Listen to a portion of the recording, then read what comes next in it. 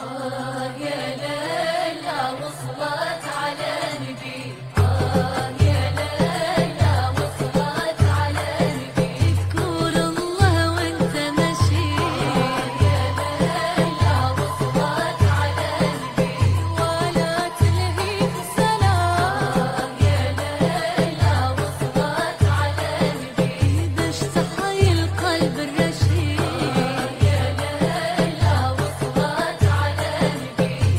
السلام عليكم البنات، كي دايرين؟ لاباس عليكم؟ بخير؟ هانيين؟ اموركم مزيان؟ الحمد لله والشكر لله. نتمنى تكونوا بخير وعلى الف خير وما خاصكم حتى خير ان شاء الله. نبداو الفيديو ديالنا بالصلاه على نبينا. اللهم صل وسلم وبارك على سيدنا محمد وعلى اله واصحابه اجمعين. نتمنى يا ربي هذا الفيديو يكون في وقته. المهم راه باقي وقت العسولات، باقي وقت الشباكيه، باقي وقت البريوات، محينشات. المهم هادي راه كلشي اي حاجه كتجي راه في وقيتها. نتمنى البنات انكم تلايكيو الفيديو اللي عجبكم دائما، الى عجبكم الفيديو طبيعه الحال، ونتمنى انكم كما قلت لكم تلايكيو الفيديو، تبارطاجيو مع الاحباب والاصدقاء. وعلاش لا شي دقيقه من وقيتكم، علاش لا كنت كنستاهل لا يخطيكم عليا البنات. شكرا لكم بزاف بزاف. وان شاء الله دابا ندوزو المقادير. تقريبا البنات هنا راه واحد تقريبا شي 16 كيلو ديال الشباكيه. المهم دابا هذه غير اللي زوقت دابا وحطيتها شتوها معايا، يعني غير اللي هذا من غير اللي غادي يخرج غدا ان شاء الله. يعني هذا اللي غيخرج اليوم وهذا اللي غادي يخرج ان شاء الله تعالى. تقريبا دابا 16 كيلو البنات اللي كنوجد فيها. المهم انا درت لكم بعدا كاين على الكيلو باش نتوما ما تلفوا ما حتى شي حاجه. انا غادا دابا ندير معكم، نخدم معكم غير بكيلو، المقادير ديال الكيلو. هنايا البنات كيف ما كتشوفوا معايا هنا راه ما خليت الفيديو ما زربته ما حتى شي حاجه البنات، باش نتوما تكونوا عارفين كل شيء. هنا اول حاجه نبداو على بركه الله. غاد خديت ديك القصريه درت فيها واحد الكيلو و100 غرام ديال الدقيق، كيلو و100 غرام ديال الدقيق البنات. زدت عليها تقريبا واحد 70 غرام ديال اللوز، 70 غرام تاع اللوز اللي غادي يكون مطحون مزيان البنات منيل. انا خديته غير خضر، ما حمرته ما حتى شي حاجه. علاش ما حمرتوش؟ لان الشباكيه مازال غادي يتبعها الطياب في البوطه، ما كاينلاش غادا نحمروها البنات. دائما القوام ديال الشباكيه ما تحمروهم ما حتى شي حاجه، غير الشباكي غير اللوز يكون خضر وحتى الجنجلان يكون خضر. كيف ما قلت لكم هنا عندي 125 غرام ديال الجنجلان، حتى هو اللي مطحون منيل مزيان. وخا هكاك ضروري كندوزهم في الغربال باش هكا ملي نكونوا كنسرحوها في الماكينه او نسرحوها ما دير لينا حتى شي عرقاله، ما تقطع لينا ما حتى شي حاجه. والحمد لله غير تبعوا معايا هاد المراحل مزيان البنات وتبعوا النصائح كيف ما قلت. وطبيعه الحال انا كنهضر مع البنات المبتدئات اللي يلاه بداو هاد العمل في دارهم او لا يلا بداو كيترزقوا. الله يسهل عليكم اجمعين يا ربي، حنا وياكم ان شاء الله. ضروري ما يتغربل كل شيء، النواشف كلهم يتغربلوا البنات. انا راح حاطه حدايا المقادير كاملين باش تكونوا عارفين.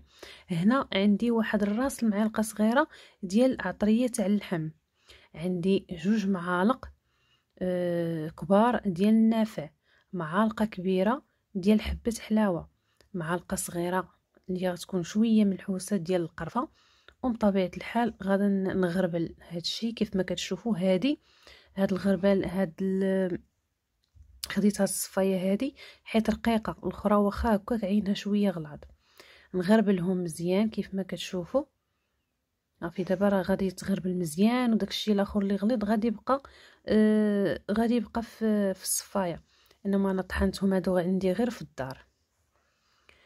صافي البنات. وهنا كيف ما كتشوفوا عندي كاس ديال الزيت البلديه وعندي كاس ديال الزبده، يعني بكيسان بالعنبه اولا 125 غرام الزيت 125 غرام ديال الزبده. اللي انا عطيته لكم دابا بالعبار وبالكاس ديال العنبه. الزبده من طبيعه الحال البنات غادا تكون اللي مذوب تذوبوها، غير كتحيد منها ما كيبقاش فيها داك الماء، كتبقاش فيها ديك الكشكوشه. عاوتاني ملي تكونوا هكا كتسخنوها فوق البوطه، بداو تحركوا فيها باش هذيك الكشكوشه تحيد. وحتى هذاك الماء ردوا مع البال حتى هو، بقى ردوا ليه البال باش انه حتى هو يحيد منه الماء. يعني ماشي تخليوها، احنا بغينا هاد الزبده بغيناها نوازيط، ولكن ماشي تكون نوازيط كحله. هانتوما شفتوا اللون كتكون بحال مارو خفيف. هنا غادا ناخذ واحد 2 رشات حتى 3 ديال الكوزه اللي غادا تكون حكيتها كيف ما كتشوفوا معايا. هنا غادا ناخذ 2 ضامات ديال الزعفران. تقدروا اللي بغى يديرهم هي هذيك، اللي ما بغاش يديرهم يكتفى غير بزعفران شعره. انا درتهم بجوج باش هكا في نفس الوقت يعطيوني اللون. وتا المذاق البنات راه بجوجهم فيهم المذاق زوين، وراه غادا تجربوا هاد الوصفه هذه وان شاء الله غتعجبكم وغتردوا عليا الخبر في التعاليق. هنا تا هادي نحكوهم مزيان، او لا بغيتو تقدروا انكم تحكوهم مع هذاك الماء الزهر اللي غادا نكون مرقداه. نتوما غتشوفوا معايا كلشي كما قلت لكم، غتشوفوا معايا في هذا الفيديو كما قلت لكم. راه غادي غير خليتو ما زربتوش باش انكم تعرفوا المراحل وما خزنت عليكم حتى شي حاجه. وهاد الشباكيه هذه كتجي خطيره البنات، والله تيشموها من عندك من راس الدرب. ريحتها عال ريحه بعدا ما نقولش لكم، والمذاق خطير. صافي البنات، خماره حتى هي كيف ما كتشوفوا معايا، حتى هي درتها غربلتها خماره وحده. بالنسبه للبنات هذا اللي بغى دير قبيصه، يعني غير طريقه ديال خميره الخبز ديرها، اللي ما بغاش ما كاين حتى شي اشكال. يعني ما كاين لاش، فهمتوا؟ يعني هاد المقادير تكتفيو غير بهذا الشيء صافي. هنا كيف ما كتشوفوا معايا انا كندخل هذاك النواشف في بعضياتهم مزيان، كنحربلو حتى كيولي حبه وحده. هانتوما كما لاحظتوا معايا راه حربلته مزيان. دابا غادا نزيد عليه واحد شويه ديال الملحه لتحسين الذوق البنات المزيانه، يعني تقريبا نص معلقه صغيره. وتا هي من طبيعه الحال غادي نغربل ديك المليحه صافي. وغادا نحرك عاوتاني هادشي كله، هاد النواشف كما قلت لكم. ودابا غادا نزيد عليه كاس ديال الزبده سبيسيال البنات، الزبده سبيسيال. وكنحاول ان هذاك التفرسيت اللي بقى لتحت ديال الزبده ما نضيفوش او لا سقطروه في الصفايه صافي. وغادا ندير كاس ديال الزيت البلديه، هادشي كله بكيسان ديال العنبه البنات صافي. وغادي نحربلوه مزيان. شوفوا البنات، هاد النقطه هذه مهمه مزيان انكم تبقاو تحربلوا ملي تكونوا دايرين هاد يعني ملي كتخويو الزيت والزبده بقاو تحربلوها مزيان. انا راه بقيت كنحربل فيها تقريبا واحد 10 ديال الدقائق حتى ولات عندي ديك العجينه كلها معلكه. راه السر حتى في هذه البنات، كونوا اكيد راه حتى السر حتى في هذه، لا من ناحيه المذاق لا من ناحيه في التعليكه باش كتجيكم ديك الشباكيه تجيكم معلكه. لهذا البنات هذا حربلوها مزيان بين يديكم تقريبا واحد 10 ديال الدقائق. وكنتمنى انكم تكونوا فهمتوا الشرح ديالي، الله يجازيكم بخير. شوفوا دابا كيفاش ولات، هانتوما راه ولا حبه وحده. وشوفوا العجينه هانتوما ملي كنشدها في يدي كتجي معلكه، شوفوا كيفاش دايره مرمله وكتجي معلكه على مزيناتها. دابا هادشي البنات كيف ما كتشوفوا معايا غادا نخليه يبات ليله كامله باش يزيد داك القوام يشرب بعضياته ويزيد عاوتاني قد ما احسن. باتت هكا العجينه الباتت كتصبح لينا مزيانه وكتصبح تزيد عاوتاني لا في المذاق ولا في التعليكه ولا حتى في تجيكم مجعبه، تجيكم ديك الشباكيه خطيره. وثيقوا في كلامي صافي. غنغطيها ونخليها حتى الصباح ان شاء الله ونكمل ليها بقيه المقادير. هانتوما شوفوا ماما سلمي الله يحفظكم يا ربي امين. وانا جيت عند ضيفه في كوزينتي البسيطه. حويله ماما نتكرفس عليك والله حتى بريضاك انت بغيتي.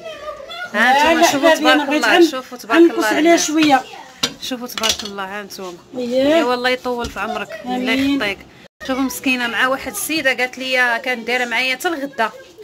ايوا قالت لي هذا كان دايره معايا حتى الغدا. المهم هذا الفيديو البنات راه محال يتحط اليوم، ما نضمنكمش محال يتحط اليوم. ما عرفتش انا دابا على حسب هذا ملي كنرى المونتاج راك عارفينه صعيب ماشي ساهل.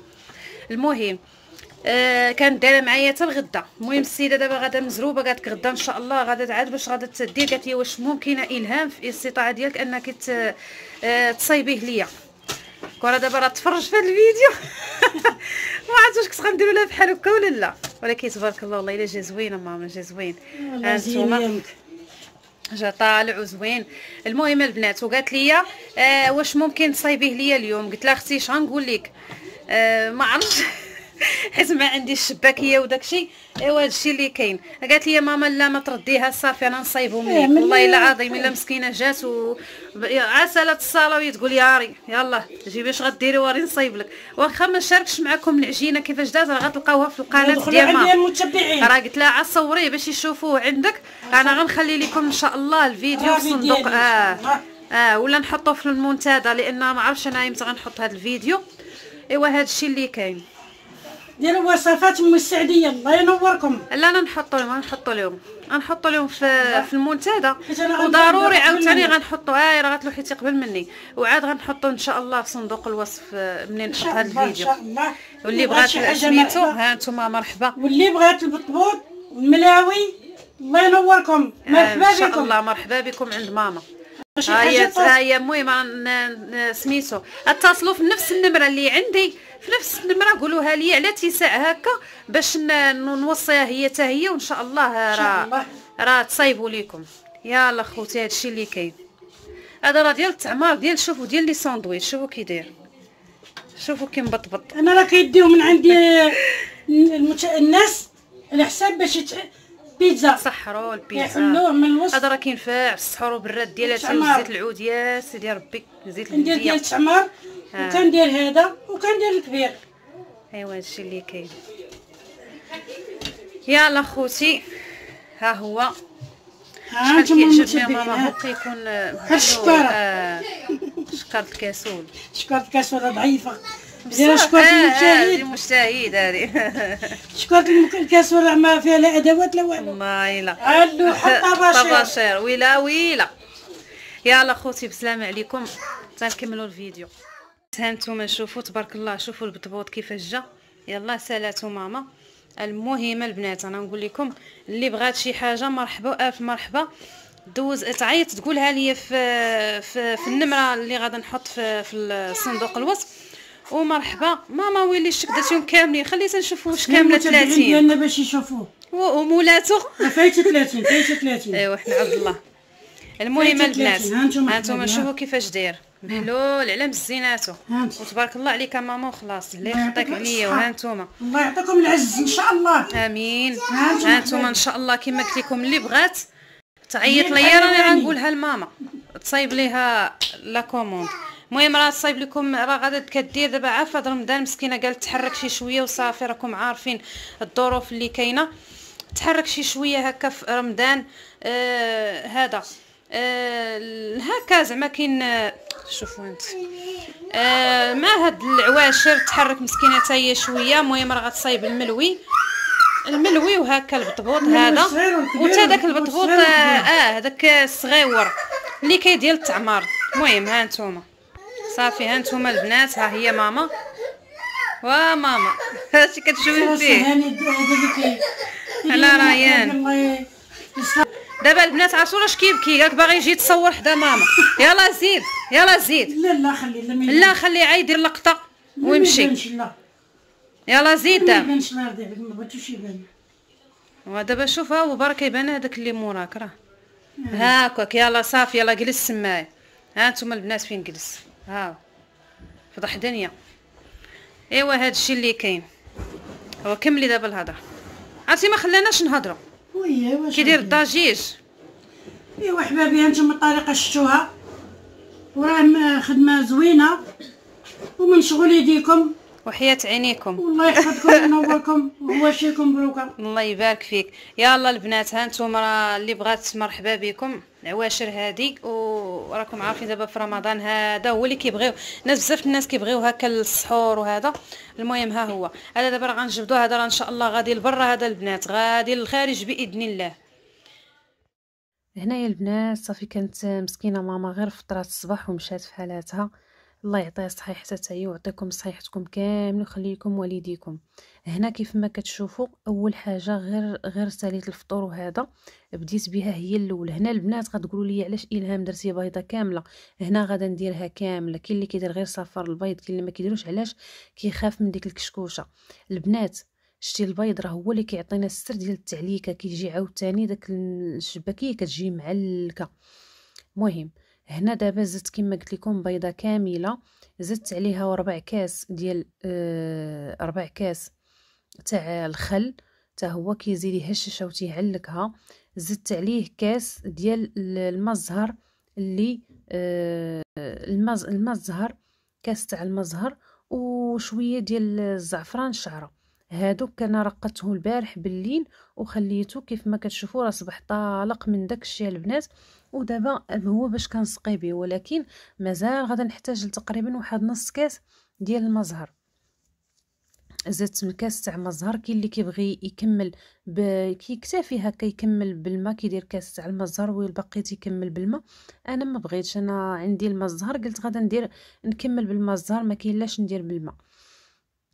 كيف ما كتشوفوا معايا البنات دابا كنبقى نجمع في ديك العجينه، وكنحاول انني ما نديرش هذا، ما نديرش الماء الزهر، ماشي نخويه في خطره. ما تخووش البنات في خطره، واخا تعرفوا ديروا معلقه وتكبوا غير بمعلقه بالمعلقه بشويه عليكم، لان ما بغيناش حنا هاد العجينه تجينا جاريه، حنا خاصها تكون قاصحه. الا قصا حتى البنات راه كانت قاصحه راها مزيانه ما غتمحناش في الخدمه، وامامتهم ملي غادا هكا نشكلوها غتبقى واقفه، وملي غادا نقليوها عاوتاني نغطسوها في العسل غادا تجينا هشيشه. اما الا درتوها جاريه كونوا اكيد غتمحنكم في الخدمه، غادا تطيح لكم ملي غادا تشكلوها، وملي غادا طيبوها عاوتاني واخا تغطسوها في العسل غادا تجيكم قاصحه. المهم داكشي علاش كنقول لكم تبعوا المراحل، تبعوا الفيديو من الاول حتى الاخير باش تعرفوا اشنو كديروا وتعرفوا ريوسكم شنو كتخدموا. المهم البنات صافي دابا ما درتش معاها شي مجهود لي بزاف دلكتها غير هكا وهكا وهكا. وانا راه واحد الحاجه راه عجبني انني نبقى نديفها ونجيب هكا، زدت فيه شي شويه. المهم غنديرها في بلاستيكه وغادا نخليها حتى ترتاح. وهنايا البنات هنا من بعد ما خليتها تقريبا واحد ساعه ونص بين ما طيبت للدراري الغدا وداكشي وجيت باش هنا نكمل. المهم هنا شوفوا كيفاش كطيع معاك البنات، كطيع من داكشي. الا خليتوها ترتاح خليوها ترتاح حتى ساعتين المكانه ماشي مشكل. دابا هنا غنبدا نقطعها قطع صغيره كيف ما كتشوفوا، وغادا نحربلها، نحربل ونحط حدايا.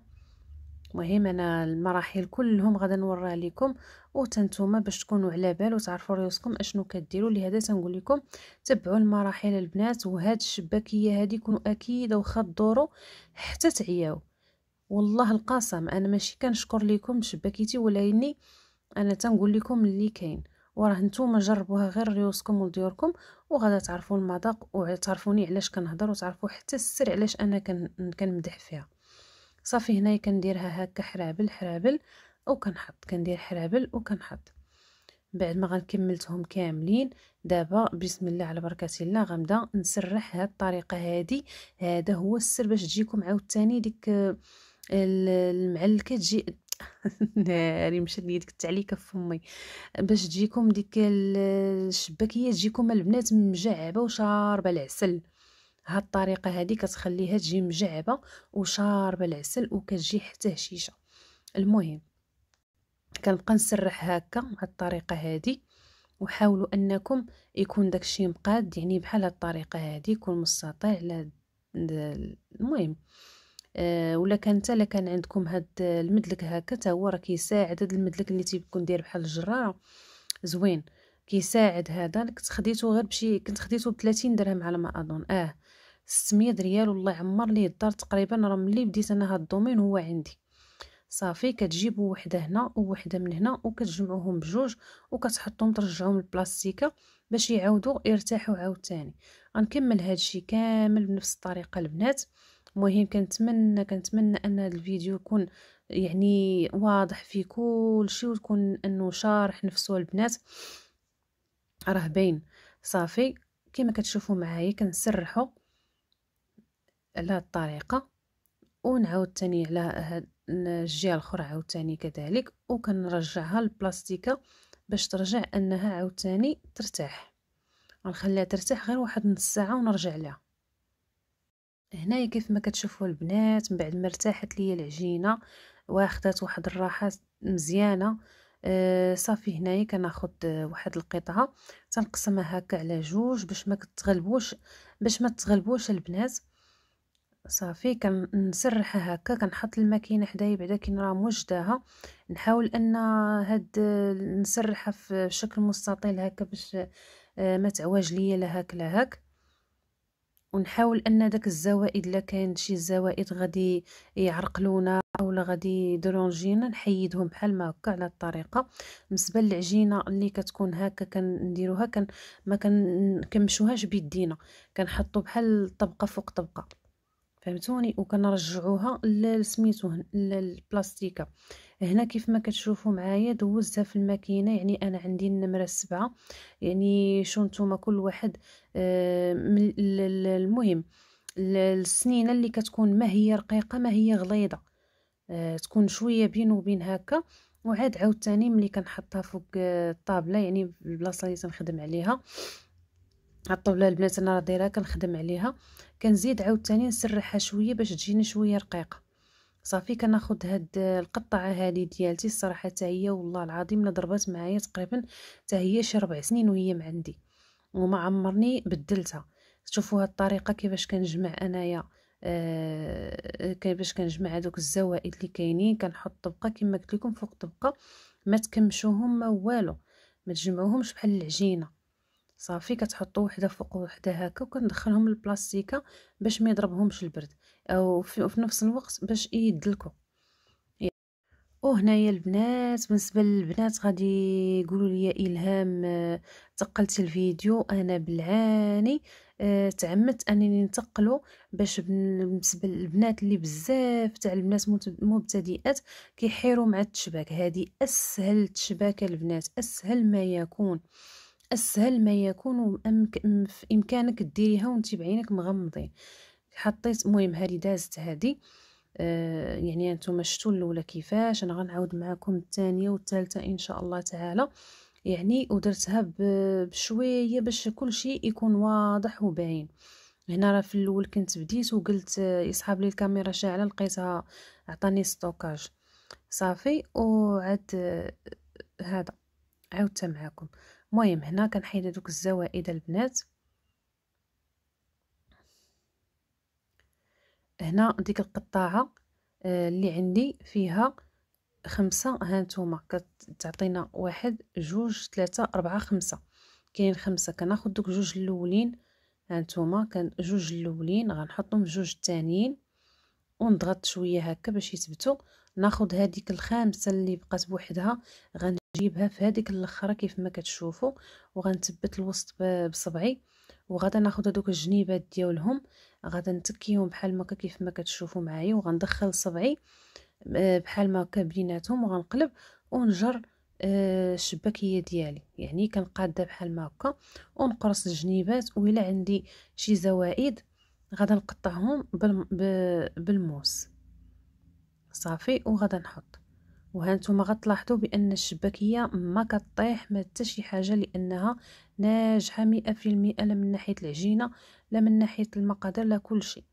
هنا غادا نعاود معكم واحده اخرى كيف ما كتشوفوا كاينه 5 غناخذ دوك الجوج الاولين غنحطهم في جوج الثانيين وكنثبت كناخذ هذيك الاخرى اللي بقات بوحدها نحاول انني نحل وندير صبعي نثبتها هكا ونحاول ان يكونوا السنان على السنان يكونوا السنينات على السنينات يكونوا مقادين صافي. وكناخذ دوك الجنيبات كنتكيهم هكا بصبعي ونعاود نخشي صبعي كيف ما كتشوفوا بينهم، وكناخذ يعني نجرهم على هذا الشكل هذا، وكنثبت الجنيبات صافي. والزوائد نقطعهم ونرجعهم تما للبلاستيكه. وكنتمنى انني نكون شرحت لكم يكون كلشي باين البنات. هذه راه اسهل تشبيكه، واخا تدوروا تتعياو هذه اسهل تشبيكه البنات، وكتبقى زوينه ومزيانه. يعني هذه اللي عرفناها من الاول. هنا صافي البنات كيف ما كتشوفوا معايا راه كملت اللاطه ديالي، عمرتها مزيان وعمرت اللاطه الاخرى حتى هي. يعني انا هذا درت لكم معاكم هذا الكيلو هذا البنات، والله القسم يلعب غير باش ما نخليكمش بلاش، يعني باش نتوما نشارك معكم الشباكيه ديالتي وطريقتي كيفاش دايره وهذا. المهم ها هي البنات من بعد ما صافي